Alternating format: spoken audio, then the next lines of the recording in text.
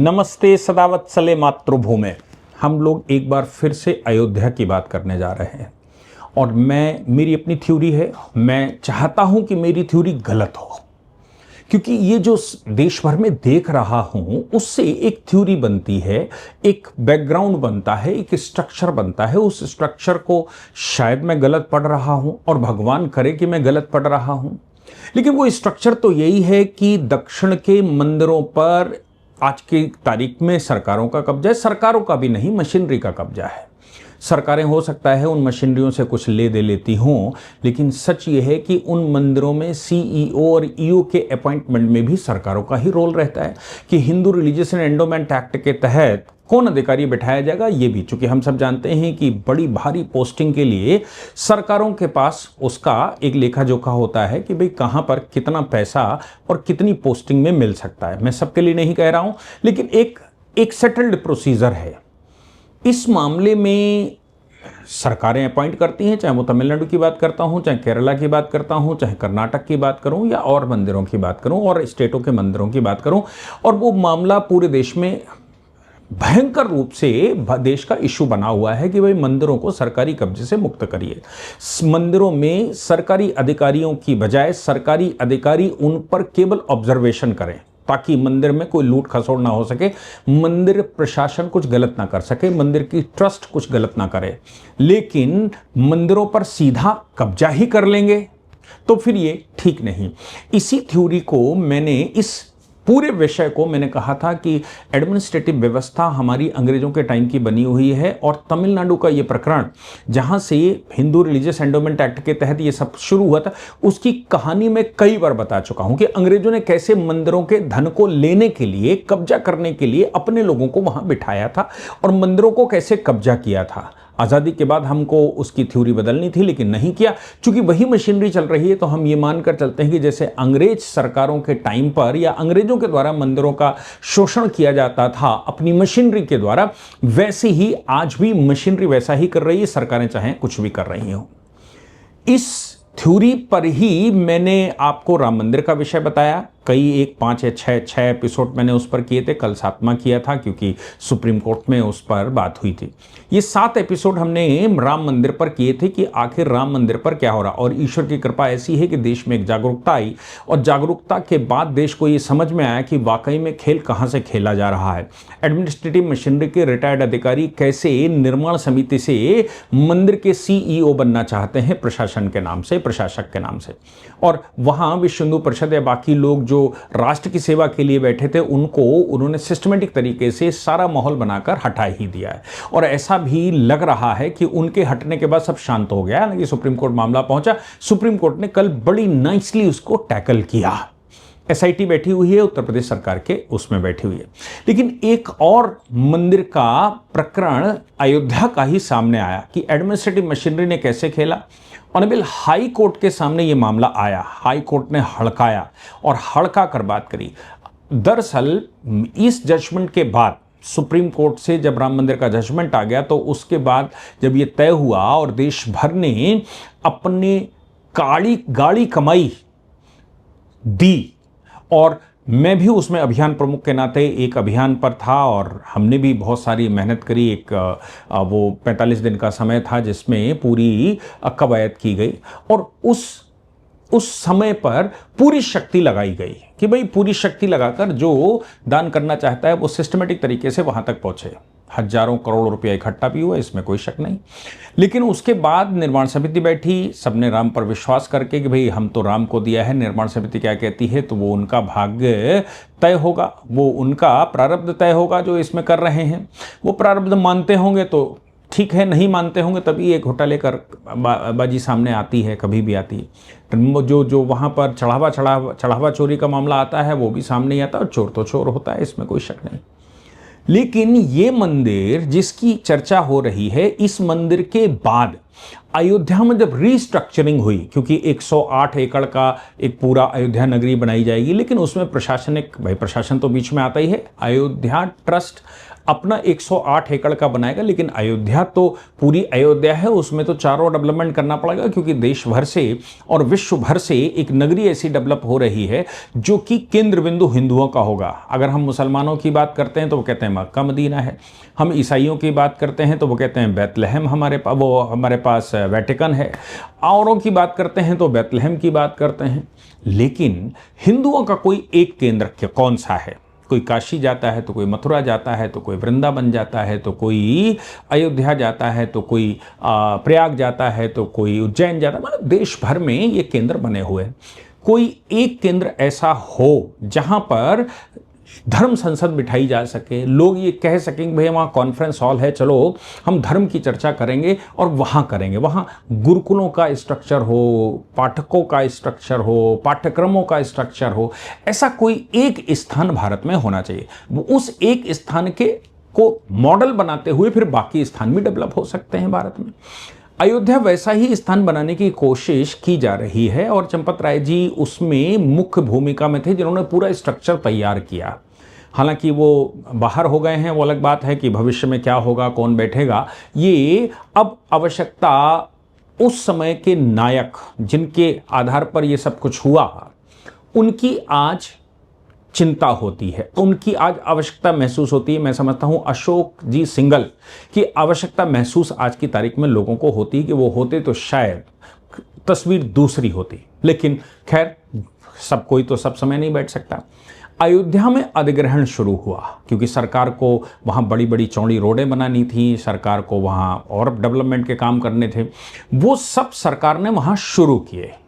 लेकिन लोग वहाँ पर रह रहे हैं। अब अयोध्या का एक विषय तो ये है कि भाई ये पौराणिक नगरी है।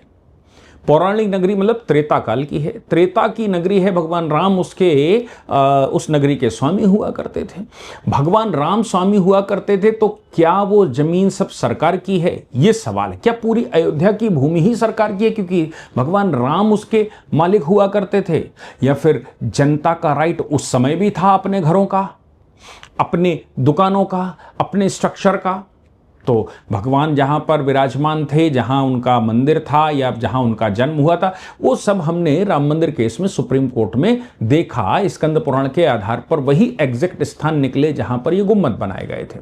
और ये भी मानना चाहिए कि उस समय ये स्थान अगर प्रमुख ना होता तो मुसलमान तोड़कर वहाँ मस्जिद नहीं बनाते।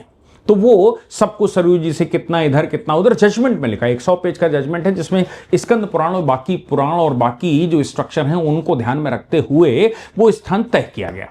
लेकिन क्या पूरी अयोध्या में जो मंदिर बने हुए हैं, पूरी अयोध्या में जो स्ट्रक्चर बने हुए हैं, वो सब नुजूल हैं? क्या वो सब भगवान के स्थान हैं? अब रीस्ट्रक्चर होगा तो सीधी सी बात है कि अतिक्रमण भी आएगा, अतिक्रमण तोड़ा जाएगा, लोगों के घर तोड़े जाएंगे, लोगों की दुकानें तोड़ी जाएंगी, वहाँ से रास्ते निकाले जाएंगे। और उसको बड़ा करना है तो जो एग्रीकल्चर लैंड है वो एग्रीकल्चर लैंड भी एक्वायर की जाएगी। और कुछ करना है तो वहाँ कुछ मंदिर पहले से बने हुए हैं, वो भले ही प्राइवेट मंदिर हों, लेकिन उन मंदिरों को भी स्ट्रक्चर और रीशेड्यूल करना पड़ेगा, शिफ्ट करना पड़ेगा। उस शिफ्टिंग का खर्चा या तो सरकार उठाए या फिर मंदिर खुद उठाए, ये विषय है। अब जब अधिग्रहण है, सरकारी डिस्ट्रिक्ट मजिस्ट्रेट वहां पर बैठा हुआ है और पूरी अयोध्या का ये जो ट्रस्ट है, ट्रस्ट के लिए एक आईपीएस अलग बैठा हुआ है और जो कप्तान होता है वो जिले का कप्तान अलग बैठा हुआ है। डिस्ट्रिक्ट मैजिस्ट्रेट और एक आईएएस अलग से अपॉइंट किया गया है। डिस्ट्रिक्ट मैजिस्ट्रेट के बगैर वहां अधिग्रहण तो नहीं हो सकता क्योंकि अधिग्रहण की जिम्मेदारी तो डीएम की होती है। डीएम किसी एडीएम को लगा सकता है, एसडीएम को लगा सकता है, किसी को भी लगाकर अपनी टीम बनाता है और वो अधिग्रहण करता है। अयोध्या में अधिग्रहण की प्रक्रिया शुरू हुई तो लोगों ने सवाल खड़े करने शुरू कर दिए। इस समय बहुत सारे सवाल, मैं एक मंदिर की बात करूंगा क्योंकि एक मंदिर का हाई कोर्ट का प्रकरण आया है और हाई कोर्ट ने राज्य सरकार के अधिकारियों को बड़ी तल्ख टिप्पणी की है और ये कहा है कि आप क्या यही सीखे हैं, क्या यही करते हैं? आपने एक कॉन्ट्रैक्ट किया और पैसा, जमीन अधिग्रहण कर ली और पैसे भी नहीं दिए मंदिर की। ये बाली वो सुग्रीव टीले की बात है, सुग्रीव के मंदिर की बात है कि भाई सुग्रीव का मंदिर वहाँ पर है अयोध्या में। सुग्रीव किला कहा जाता है। सुग्रीव किला इसलिए कहा जाता है कि ऐसा कहते हैं, मतलब इस किले के लोगों का कहना है, और पुराना इतिहास भी जो लोग बताते हैं वो ये कहते हैं कि भगवान राम जब लंका से वापस आए तो सुग्रीव साथ में आए थे, हनुमान जी साथ में आए थे और विभीषण साथ में आए थे।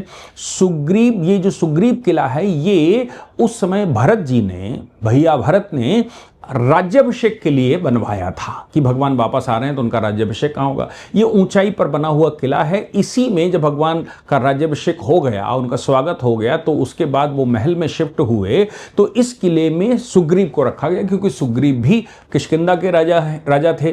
तो सुग्रीव को रखा गया, मतलब उनको भगवान ने दिया कि भाई सुग्रीव यहाँ इस किले में रहेंगे, राजा हैं, राजा के बराबर ही समकक्ष स्थान उनका होना चाहिए।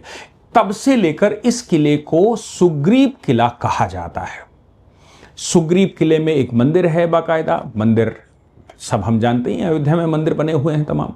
सुग्रीव किला, अब वो त्रेता निकल गया, त्रेता के बाद द्वापर निकल गया, द्वापर के बाद कलयुग आ गया, कलयुग भी यहाँ तक पहुँच गया, और कलयुग में भी तमाम सरकारें, खास तौर से बुद्ध मानने वालों की सरकारें बैठ गईं, वैष्णव मानने वालों की बैठ गईं, शैविज्म को मानने वालों की बैठ गईं, फिर इस्लाम को मानने वाले बैठ गए, फिर ईसाईयत को मानने वाले बैठ गए, और पुनः हम वहीं आ गए।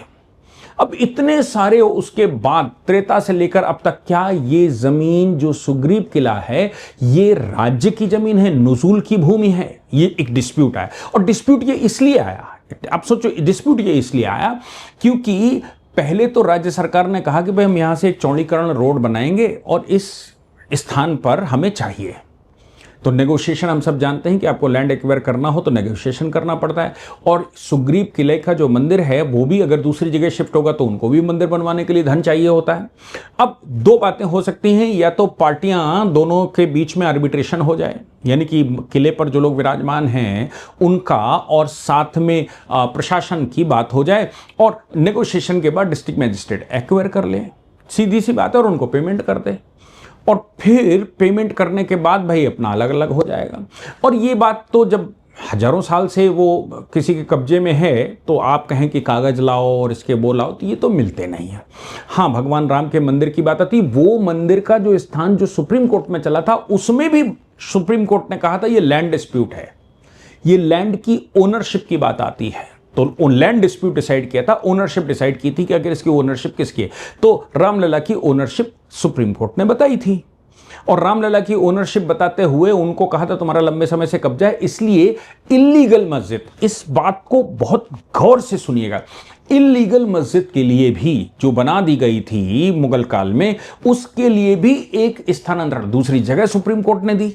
सुप्रीम कोर्ट ने जगह देकर कहा कि भाई अपनी मस्जिद यहां बना सकते हो, यानी कि अगर किसी के कब्जे में लंबे समय से है, भले ही लीगल या इलीगल है, तो हमारे यहाँ की व्यवस्था यह है कि उसको स्थानांतरण करते हैं, उसका रिहेबिलिटेशन करते हैं, चाहे वो इलीगल। सुप्रीम कोर्ट से जब मस्जिद मुकदमा हार गई थी, मुकदमा हारने वाले को दूसरी जमीन देने का क्या मतलब है? ये तो कोई मतलब नहीं होता। इस पर बड़ा विवाद भी देश भर में है कि भाई उनको क्यों जमीन दे दी गई, लेकिन सुप्रीम कोर्ट का कहना यह है कि भाई हम रिहेबिलिटेशन करते हैं। हमेशा से होता है, रेलवे की जमीन, मतलब देश भर में जो झुग्गियां बसी हुई हैं उनको तोड़ा गया तो रिहेबिलिटेशन, ये सुप्रीम कोर्ट का अपना एक डायरेक्शन है, ओल्गा टेलिस से लेकर अभी तक ये चला आ रहा है। तो फिर मस्जिद को अगर जगह दी गई तो फिर सवाल ये पैदा होता है सुग्रीव किला का क्या है। और मजे की बात यह है कि वो मंदिर जो है वो अगर राज्य सरकार का नहीं, वो नजूल की भूमि का नहीं था, भगवान राम का मंदिर अगर नजूल की भूमि का नहीं था तो बाकी मंदिर नजूल की भूमि के कैसे हो गए, ये सवाल है। इसमें प्रशासन ने रात के 9 बजे एक रजिस्ट्री करी, प्रशासन ने रात में 9 बजे मंदिर के व्यवस्थापकों के साथ एक रजिस्ट्री करी, 1 करोड़ 38 लाख रुपए तय हुआ, 2023 की बात है। 1 करोड़ 38 लाख रुपया सुग्रीव किले पर जो लोग विराजमान हैं वर्षों से, सैकड़ों वर्षों से, उनको 1 करोड़ 38 लाख रुपया देने की बात कही गई, और यह कहा गया कि भाई आप दूसरी जगह पर बना लीजिए, इसको अयोध्या में व्यवस्था के लिए चाहिए। अब मंदिर के जो पुजारी वर्ग या जो भी रहे होंगे उनका देखो बड़ा हृदय है, उन्होंने उस जमीन को छोड़ने का तय भी कर लिया कि भाई अयोध्या विकास होना चाहिए, भगवान का विकास होना चाहिए। अदरवाइज वो लड़ते, कहते हम एक्वायर नहीं करने देंगे, हम जमीन नहीं देते, तो सरकार जबरदस्ती लाठी चलाती और कुछ करती।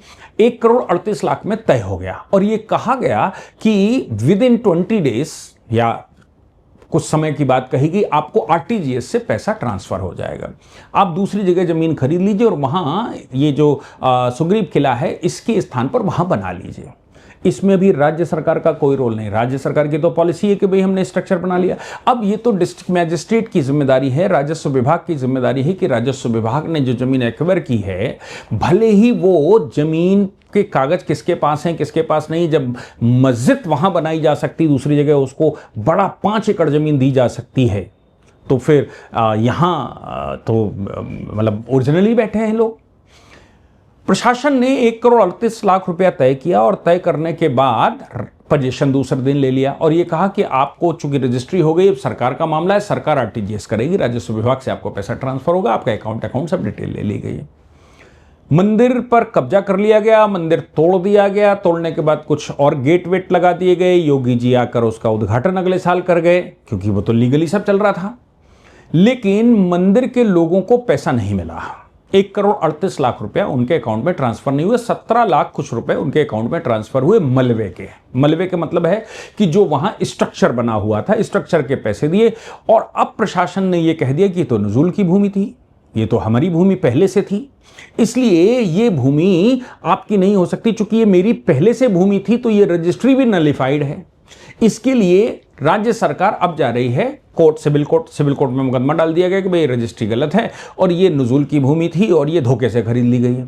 अब देखिए, जब सरकार ने जमीन खरीदी होगी तो रजिस्ट्रार भी रहा होगा, जिसके पास इसके लेखागार भी रहा होगा, डिस्ट्रिक्ट मैजिस्ट्रेट भी रहा होगा जिसके पास डॉक्यूमेंट होते हैं, और बाकी का लेखपाल, तहसीलदार, जो भी होते हैं उस जगह के लिए सब कुछ डिस्ट्रिक्ट मैजिस्ट्रेट के पास रहा होगा।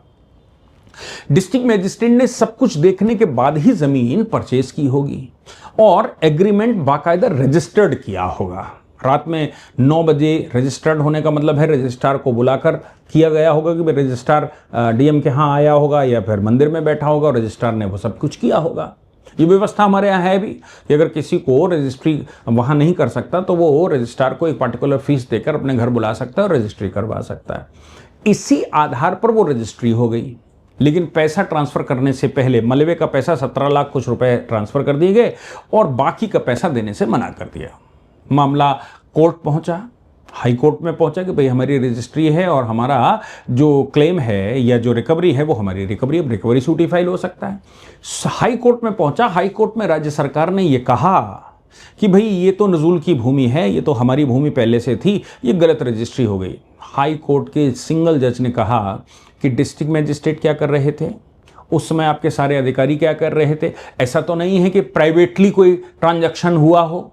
और आपके नियम तो ये हैं कि आप सर्वे पहले करेंगे, वहां पर सब कुछ देखेंगे, उसकी ओनरशिप पता करेंगे, तभी तो आप देंगे कि लीगल ओनरशिप किसकी है, ऐसे तो नहीं दे देंगे।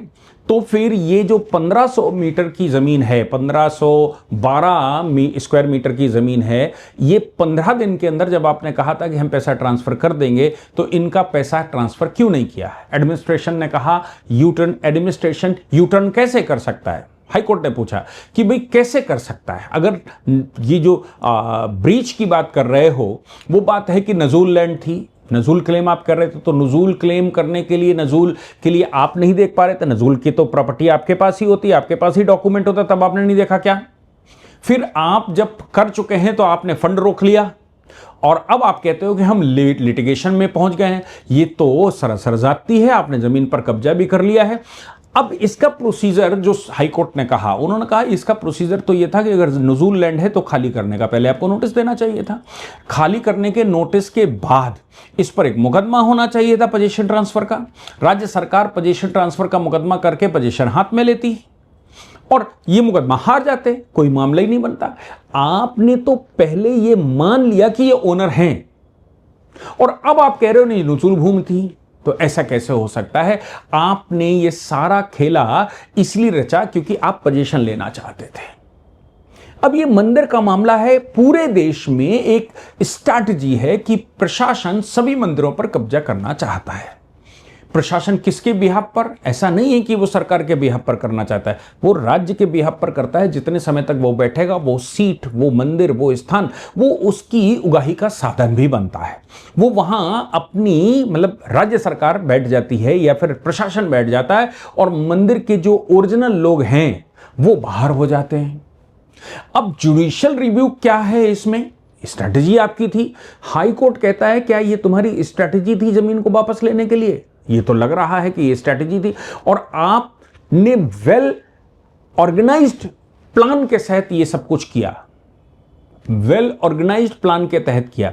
इसलिए हाई कोर्ट ने कहा, इसलिए ये माना जाएगा कि तुम या तो समझदार नहीं हो या फिर तुमने जानबूझकर ऐसा कहा। हालांकि हाई कोर्ट ने फ्रॉड शब्द इस्तेमाल नहीं किया। मैं कहता हूं कि it is by the fraud, क्योंकि फ्रॉड इसलिए है क्योंकि सारे कागज आपके पास ही। कॉन्ट्रैक्ट एक्ट कहता है अगर आपको सारी जानकारी है और जानकारी होते हुए भी आप कोई कॉन्ट्रैक्ट करते हैं तो फिर ये कॉन्ट्रैक्ट, आप किसी को बरगलाते हैं तो ये कॉन्ट्रैक्ट बाय फ्रॉड कहलाता है। और कॉन्ट्रैक्ट बाय फ्रॉड अगर होता है तो वो वॉइडेबल होता है, उसका कैंसिल होना चाहिए। कैंसिल होने का मतलब स्थिति, पूर्व स्थिति मेंटेन होनी चाहिए जो पहले की स्थिति थी, यानी कि जो सुग्रीव किला में जो लोग बैठे हैं हजारों साल से, वो लोग वहां पर बैठेंगे। लेकिन यहां पर ऐसा नहीं किया गया। हाई कोर्ट को कहना पड़ा बाकी के 1,20,00,000 रुपया आप एफडी बनाकर जमा करिए। चूंकि आप कह रहे हो, उन्होंने कहा साहब सिविल सूट फाइल है, सिविल सूट ऑलरेडी चल रहा है, नुजुल की भूमि भी प्रूफ होनी बाकी है और ये चल रहा है, वो चल रहा है। तब उन्होंने कहा, हाई कोर्ट ने कहा आप छोड़ दीजिए सब, आपने जो किया वो तो किया ही। लेकिन मैं कहता हूं डिस्ट्रिक्ट मैजिस्ट्रेट के ऊपर क्यों नहीं कार्रवाई होनी चाहिए? जो अपनी ड्यूटी वायलेट करता है, जो नेग्लिजेंसी करता है। तहसीलदार के ऊपर क्यों नहीं होनी चाहिए जिसने रिपोर्ट लगाई होगी? रजिस्ट्रार ऑफिस पर क्यों नहीं होनी चाहिए जिसने रिपोर्ट मंगाई होगी? उस कानून गो के ऊपर क्यों नहीं होनी चाहिए? उस लेखपाल के ऊपर क्यों नहीं होनी चाहिए कार्रवाई? उस एसडीएम के ऊपर कार्रवाई क्यों नहीं होनी चाहिए जिनके पास इनका डॉक्यूमेंटेशन होता है, जो ये बात जानते हैं कि नुजुल की भूमि है, जिनके पास एक एक रिकॉर्ड है? अचानक कई दिनों बाद रिकॉर्ड कैसे मिल गया कि भाई ये नुजुल की भूमि है? आप उससे पहले, और ये मान लीजिए if the technology is available and you are the responsible for the documentation, you are responsible for the position of document, then ये माना जाएगा, it must be presume that you are the culprit. आपको हमने ध्यान नहीं दिया, जिसके document की जिम्मेदारी आपकी हो और आप कहते हो हम ध्यान नहीं दिया, इसका मतलब यह हो गया कि ये जानबूझकर पोजीशन आसानी से लेने का तरीका आपने अपनाया था और उस तरीके के लिए आपने ये एग्रीमेंट किया था और इस एग्रीमेंट को आपने बाद में निरस्त करने की कार्रवाई के रूप में आगे बढ़ाया। क्योंकि आप अगर सीधा नुजुल की भूमि क्लेम करते तो इस पर मुकदमा चलता, और मुकदमा चलता तो यह संभव है कि जो हजारों वर्ष से बैठे हुए हैं, जब भगवान राम का मंदिर राज्य सरकार की ओनरशिप में नहीं है, जहां भगवान पैदा हुए जो राजा थे, मतलब सरकार थे, उसके बाद यहां तक त्रेता से लेकर अभी तक सरकारें बदलती रही, तो वो सरकार होनी चाहिए। जब वो मंदिर भी भगवान के नाम नहीं, राज्य सरकार नहीं है, भगवान वहां विराजमान हैं, और सुप्रीम कोर्ट ने तय किया और इलीगल स्ट्रक्चर बनाने वालों को दूसरी जमीन दी, मतलब रिहेबिलिटेट किया।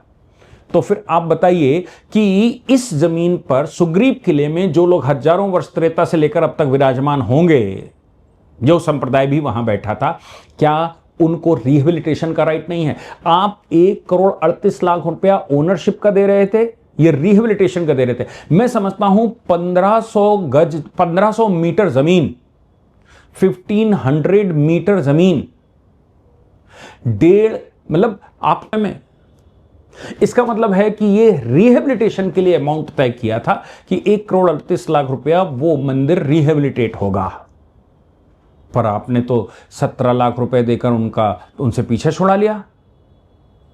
इसका मतलब हाई कोर्ट ने कहा कि आप 1,20,00,000 रुपया जमा करिए एफडी में, जब तक केस डिसाइड नहीं होता 8% का उस पर इंटरेस्ट दीजिए, और जिस दिन आपने प्रॉमिस किया था उस दिन से पैसा वहां जमा करिए। अब ये कोई अयोध्या में ऐसा नहीं है कि योगी जी कर रहे होंगे या सरकार कर रही होगी, ये तो प्रशासन का खेल है ना। प्रशासन ने पहले तय किया, फिर प्रशासन ने मना कर दिया। प्रशासन को ये लगा होगा कि ये जमीन आसानी से नहीं मिलने वाली है और 15,000 गज जमीन, स्क्वायर गज जमीन खरीदेंगे तो बहुत महंगी पड़ेगी, तो एक खेल खेल दिया।